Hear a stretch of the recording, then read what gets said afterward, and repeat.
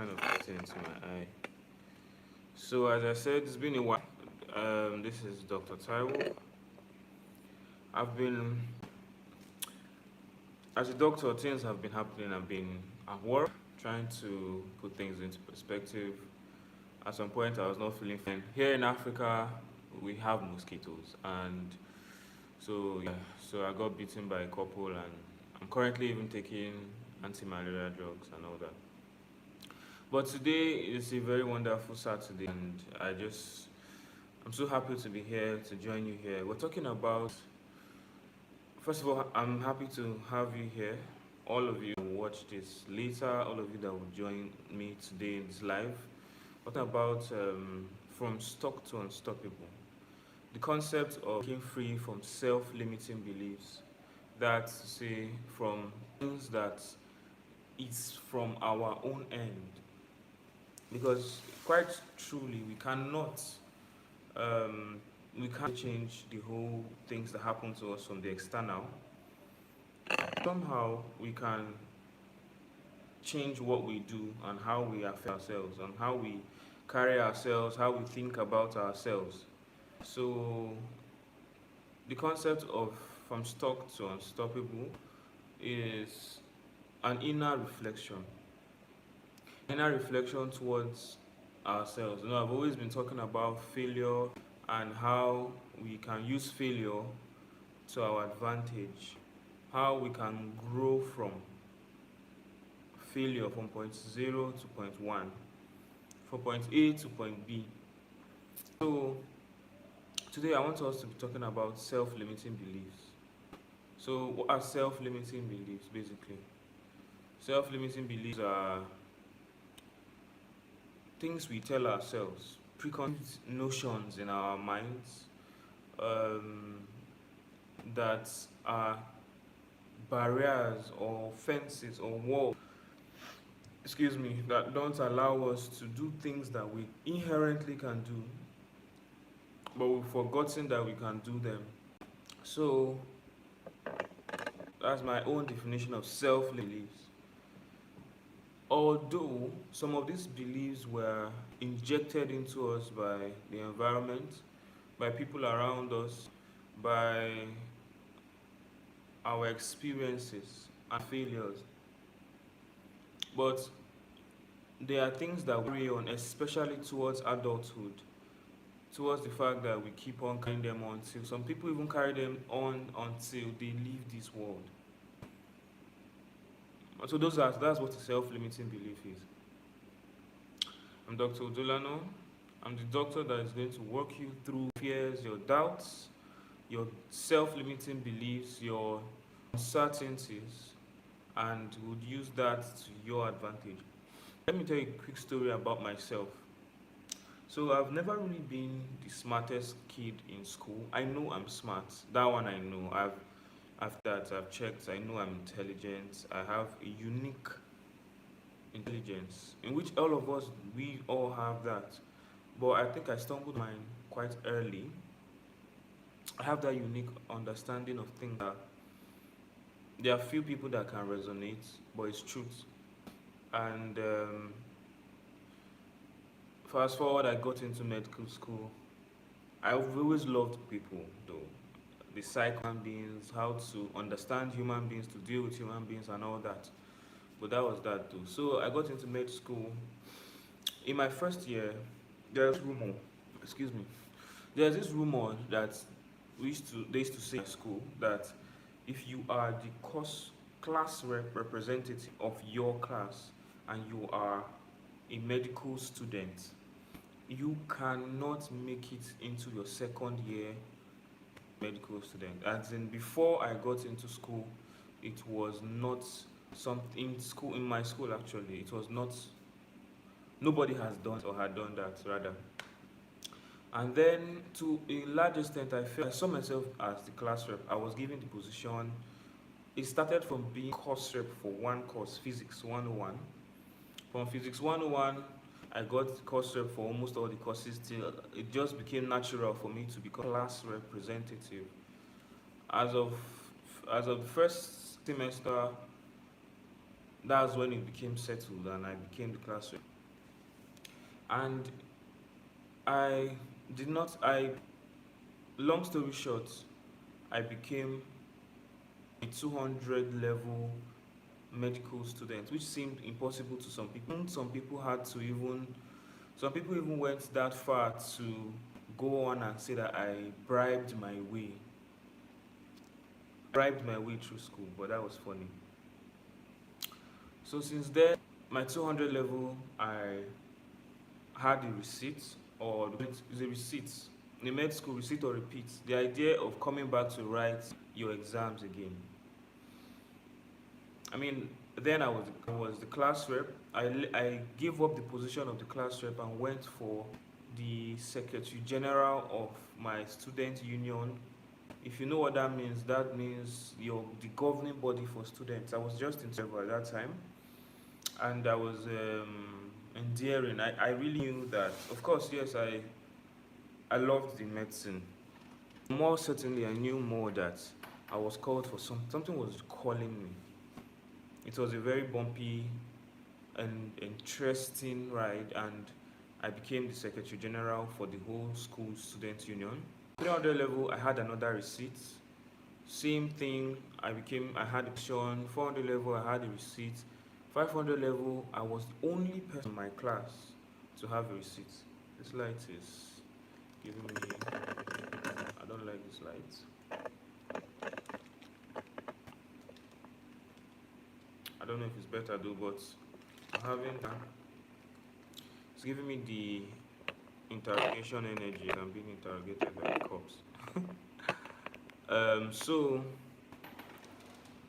400 level, yeah, 500 level, I was the only student that had a receipt, and this that had a receipt. At that point in time, I was running for president of my association, and it was miraculous because at that time, people were wondering why someone that is having receipts in academics is still well versed in his pursuit for leadership.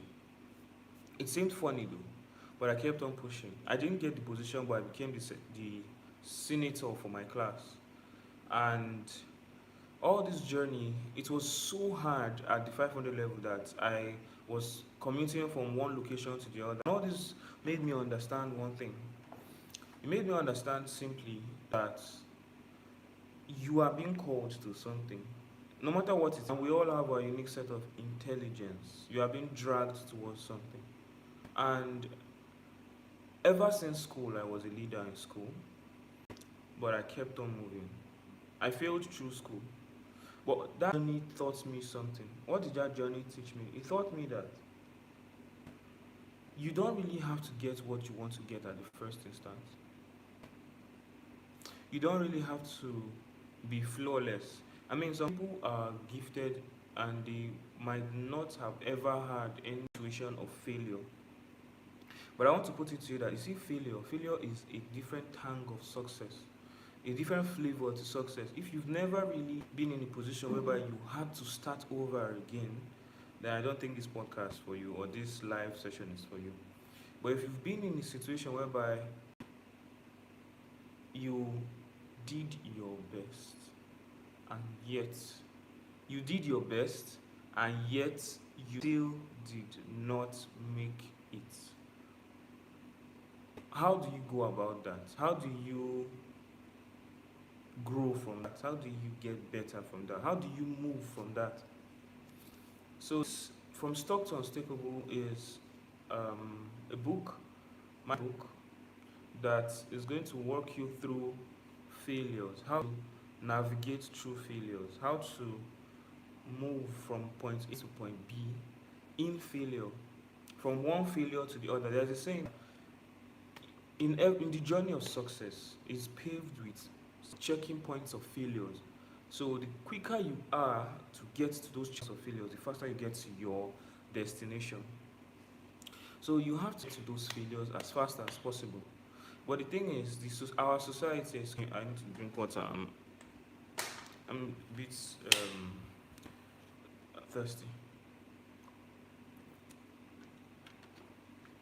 So The faster you get through those failures, the faster you get to your destination. In this my book, it will tell you how to move through it. It's not rocket science. It's just that in society around us, we already accept we look at failure as final and derogatory.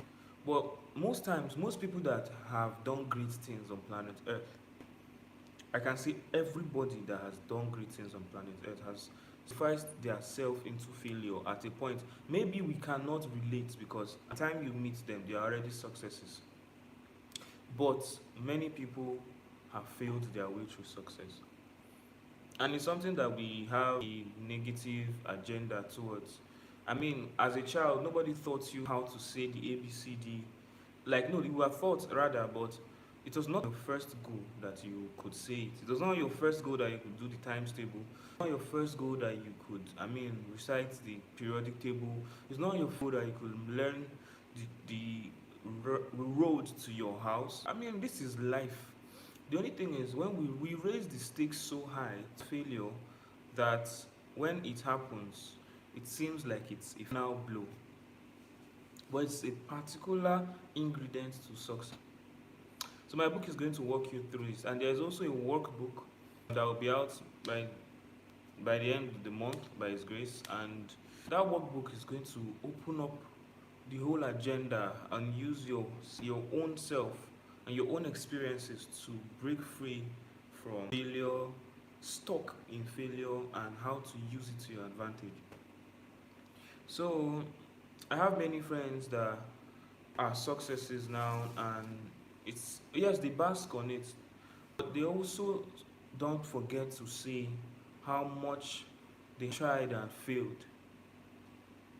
Trying and failing is as essential as breathing in and breathing out. I mean, we don't forget when we breathe in to breathe out. So why do we forget to try and fail and keep trying?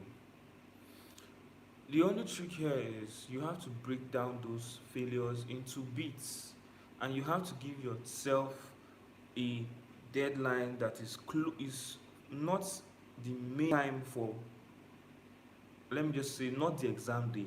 Let's use an academic setting. If you start failing now, preparing for the exam, and start failing now, simulating the examination period and failing forward, you will know your lapses, you get better at it. So this is a concept that many people run from. Many people run from it because they think that it's final, and nobody likes to talk about it. People prefer to talk about um, things like entertainment, things like motivation. Although motivation is key, we are supposed to actually motivate ourselves towards the journey. But to a large extent, excuse me, just my stuff. This guy wants to joke with me.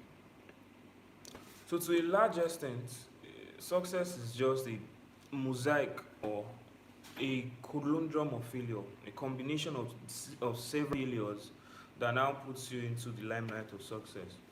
I mean, it's not the idea of never failing. That never brings great people. So on this book or this ebook teaches you how to utilize your failures. Never stop growing. Always keep putting your energy. It seems counterintuitive that if you want to succeed, you have to fail first. But the actual truth is that if you want to succeed and succeed permanently, you have to get the lessons from failure or teach you how to succeed. So these things are real. These things are real. And I urge you to put in courage towards failing forward. Fail forward. There is no disadvantage of you failing. It's just the society teaches you that you failed and try to exalt that. But that's just a normal part of life. Before you walk, you crawled, you fell, you stood, you fell, you made mistakes. We all make mistakes.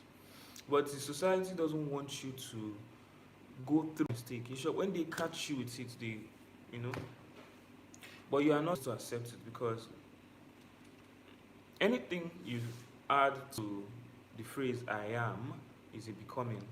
So you're not supposed to accept that you are a failure. In short, you say I have failed. You can. There's a chapter in my book, the book from Stockton State People, that talks about reframing,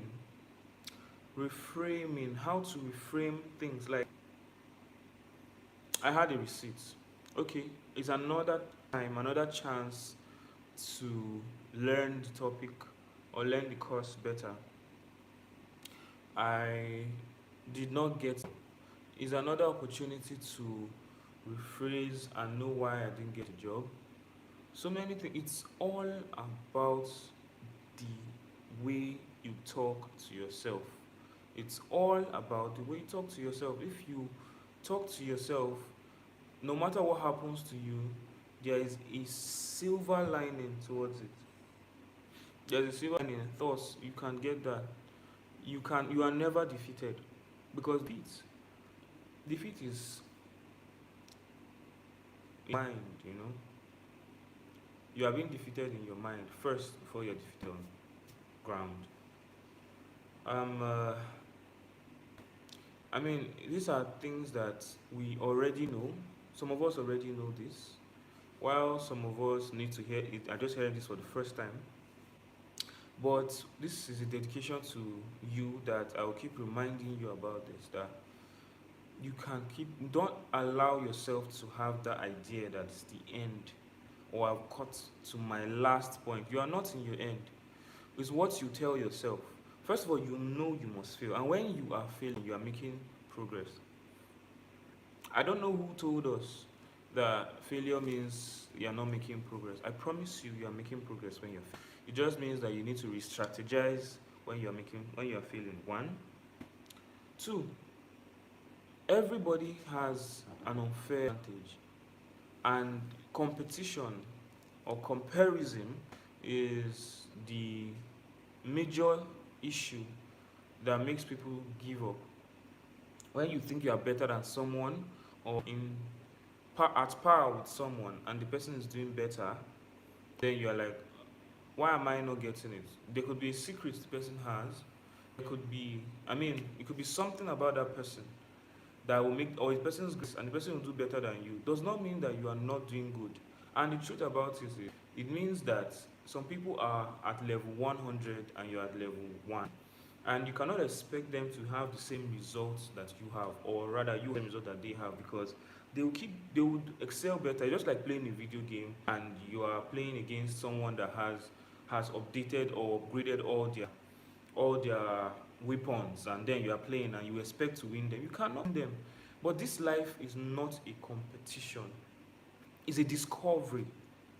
It's the art of discovering yourself. You have to discover who you are. We are kept on this planet to discover ourselves, and most of those pinfalls or checkpoints of discovery is in failure. The more you know who you are. Truly, it's not for you to feel like stuck. It's for you to know that you can climb through it. As you wake up every morning, there's always hope to keep moving forward. So it's not something to feel bad about, that here I am, this guy has gone. No, with God with you, you can, and you learn the lessons at every checkpoint of failure. You can overcome. You need to learn the lesson at every checkpoint. That's what failure is for. So when you feel like you are stuck, what that just means is that there's a lesson to be learned. Accept the failure. Take it in. The mistake we make is we don't accept it. Take in your failure. Accept that I actually, if I did all I could do and I still failed, it means there is something that I should have done that I did not see the time to do it, or I could not do it. First, what is that thing? Let's learn it. So the approach to failure is just like a child that, when we were young, when we fall, when we're trying to walk and we fall, our parents still stand us up, try again. When we do say the ABCs and we make a mistake, our parents tell us, try again. But at a certain age, they stop telling us to try, and we forget to try again. So at what point did we forget to try again? This world is just in an endless circle of trying again. Try again. If you feel stuck, take it in, accept it. Don't burn yourself out. The first thing is not to accept has happened to you. Acceptance is the quickest way to change your situation. I mean, if you accept something,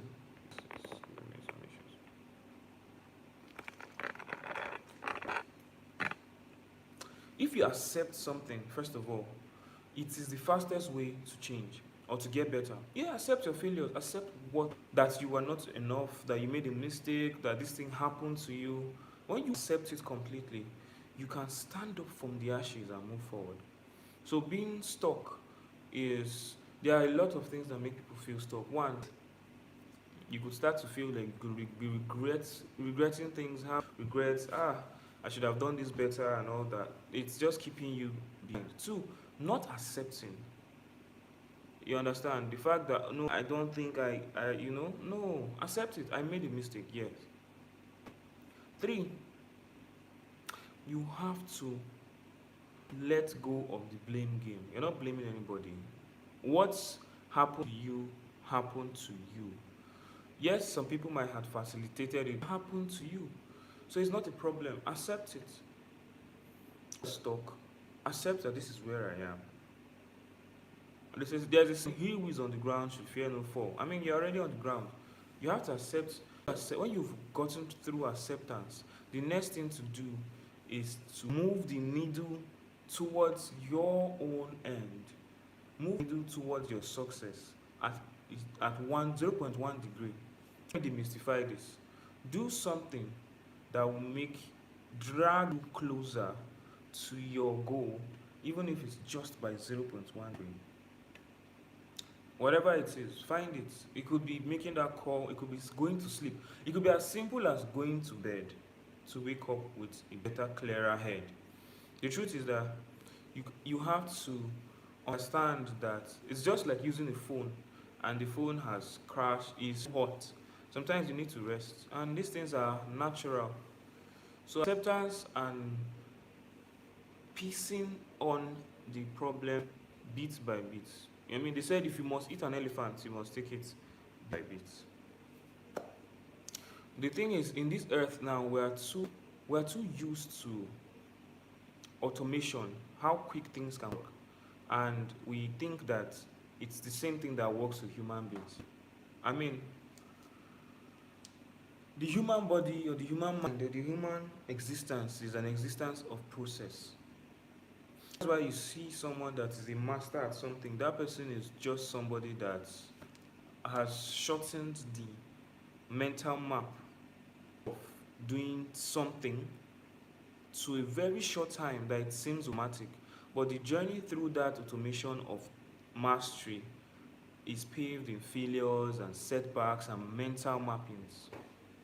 So you just definitely have to accept that you are a process. You are not even there yet. You cannot expect yourself to be automatic like a washing machine or I mean you are supposed to fail forward, fail through it, learn through it. The only thing is whatever level you find yourself, don't accept that you have gotten to the end of your development. Don't accept that. Yes, accept that you have a lot to do or accept that you've done a lot, but don't accept that that's the end.